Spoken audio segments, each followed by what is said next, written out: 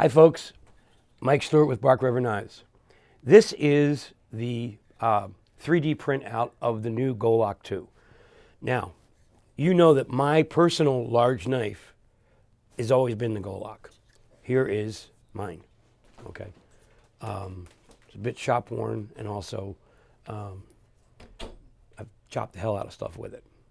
And I have, in fact, I've got two. I've got one in A2 and one in 3V. I use the A2 one more than anything. Why would we improve on my favorite knife? Here's my issues. A lot of you know also that I have a vast collection of original old weapons, tools, knives, whatever. This is actually very close to one of the Indonesian Goloks that I have. And really looking at it, the blade on my originals, and I've got a number of them, are a bit wider than this. Also, I always felt that as secure as this handle is, it could use a little more girth. If you take a look at what we're doing here, the handle is wider. It gives you a lot more handhold on basically the same handle. I didn't change it much, except I made it wider. The blade is about a 1/4 inch taller. And, as you can see, it's a bit longer. How will that affect its use? It's not going to affect the fact that it's extremely carryable.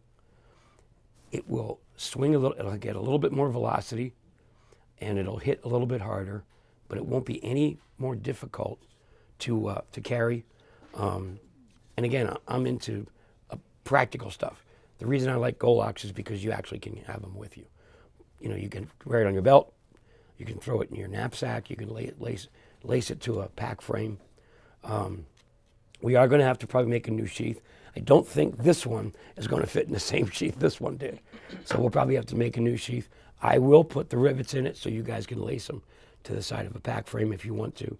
I'm pretty excited about this.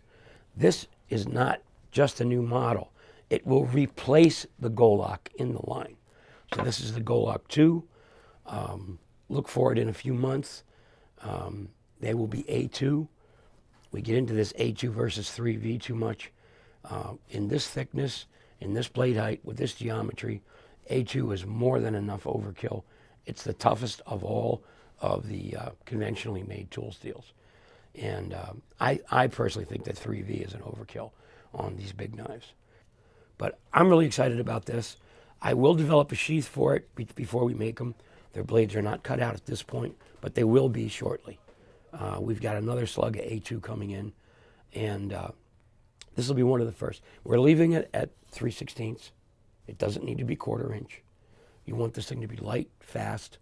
The geometry will be pretty much the same, you know, so you can go for medium stuff with no problem. We're not going to make them too thin. We did make an initial batch of these where the edges were very thin, and guys were using them on hardwood, and they were rolling them and chipping them. We haven't had that problem since we changed the geometry just slightly. These will have the newer geometry, and I'm very excited about this. And when we do make them, mine will be black canvas. Hey Mike, I'm just going to jump in the frame here real quick and add a couple thoughts that I have on the Golok and the Golok 2. Certainly. First one is the Golok, whether it be the Golok or Golok 2, why do I carry this? Why do I have it? What do I use it for? It's a question that we get asked at DLT a good bit. Why not carry an axe? Why carry the Golok? My answer to that is, if I'm cutting trees, big trees, whatever, absolutely carry an axe. Absolutely. But a lot of times I'm using something like this. I'm clearing shooting lanes for hunting, clearing brush, clearing debris. Look at the size of the cutting edge on that versus an axe. You know, are you trying to cut a tree this big and hit it with an axe, or are you just clearing it with something like this? So I've always liked this. As you alluded to, very easy to carry, which is important. Why am I going to carry this a half mile back in the woods versus carrying a chainsaw or whatever? This, strap it to the pack. I forget it's even there. It's super easy. The knife isn't any good if you don't have it with you and you can't use it. So easy to carry, but yet when you need to do something with it, you actually can. Now take more cutting edge and a little bit extra length, making a bigger sweet spot, a little more weight forward where you can actually chop stuff a little bit better. I think these are great. I think this is even better. One of the other questions we get asked all the time is, what about the tip? You know, I know it's super functional. It looks a little odd though, right? I mean, it really does. To Westerners, it does. It does. It looks odd. To Westerners. Let's be honest. Yeah. But even though it looks odd, it's super functional, right? Yes. I mean, if you strike dirt or whatever, you're not going to do anything. That end is fairly blunt. But if you just don't like the aesthetics of it and you're pre-ordering it from DLT, you can get it with an upswept tip. You can get it with a drop point, a daw point. There's several options out there. So if you want the features of the knife, but you want to change the aesthetics, just pre-order it with DLT and choose that point. Right. Usually on our assortments, we try to have some black canvas in various points. But if you have a specific handle material and want that different point, just go ahead and pre-order it. Yeah. People don't understand this. Where these come from. This is all they need. They only carry this. They don't have another knife. They don't have a chainsaw. Number one, they know what a hardwood is and a softwood is. They don't chop hardwoods. They build stuff out of softwoods.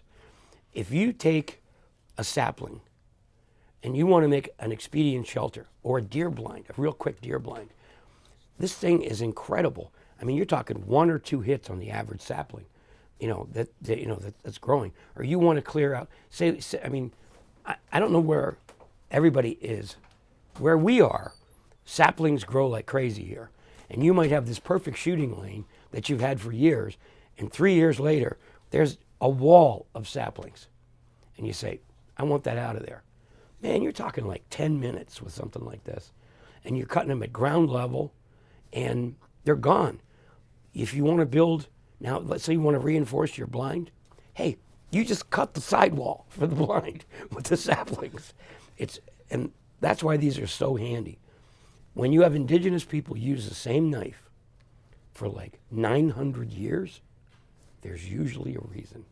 Exactly. It's not because it don't work. Mike, one last question. Will the production knives be welded together like this? No. We have found a way to actually make them full length this time. We're not going to be welding them. Idiot. And if this video hasn't given you enough reasons to buy this knife, if you have the world's biggest piece of toast, you now have the world's biggest butter knife. Also, the wide mouth mustard jar. Absolutely. Trust me, it will go to the bottom of the mustard jar. Perfect. Thanks a lot, Mike.